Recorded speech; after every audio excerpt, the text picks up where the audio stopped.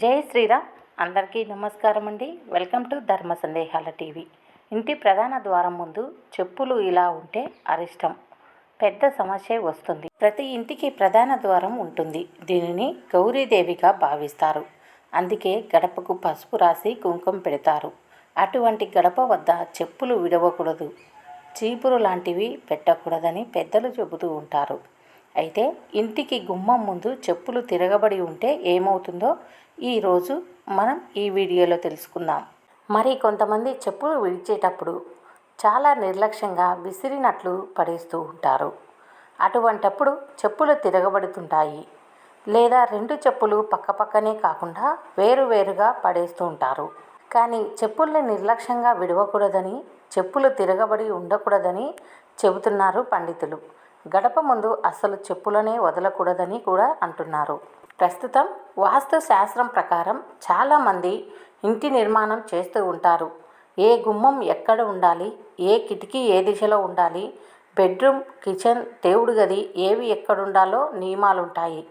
అలాగే ఇంట్లో ఉండే ముఖ్యమైన వస్తువులు ఎక్కడ ఉండాలి, ఏది ఎక్కడ పెట్టకూడదు అనే విషయాల్లో చాలా నియమాలుంటాయి. అలా కాకుండా ఇష్టానురీతిగా ఉంటే ప్రతికూల ప్రభావాలు ఉంటాయని చెబుతున్నారు పండితులు. ఇంట్లో చెప్పులు లేదా బూట్లు తలకిందులుగా ఉండటం వల్ల ఇంట్లో గ్రహాలు దుష్ట ప్రభావం పెరుగుతుందని వాస్తు నిపుణులు సూచిస్తున్నారు. గడపను గౌరీదేవిగా భావిస్తాం కాబట్టి గౌరీమాతకు, లక్ష్మీదేవికి కూడా ఆగ్రహం కలుగుతుందంట. లక్ష్మీదేవి ఆ ఇంట్లో నివాసం ఉండటానికి ఇష్టపడదు. తనకు అవమానం జరిగిందని వెళ్ళిపోతుందంట. కాబట్టి ఆర్థిక సమస్యలు వస్తాయట. వాస్తు శాస్త్రం ప్రకారం ఇంటి ద్వారం వద్ద తలకిందులుగా చెప్పులు ఉంచితే ఇంటి సభ్యుల ఆరోగ్యంపై ప్రభావం పడుతుంది. ఇంట్లో అనారోగ్యం, బాధలు ఉంటాయి. కాబట్టి చెప్పులు అక్కడ పెట్టకుండా ఉంటే చాలా మంచిది. పెట్టిన చెప్పులు కానీ బూట్లను కానీ తిరగబడకుండా ఉండేలా జాగ్రత్తగా గడపకు దూరంగా ఉండేలా చూసుకోవాలి.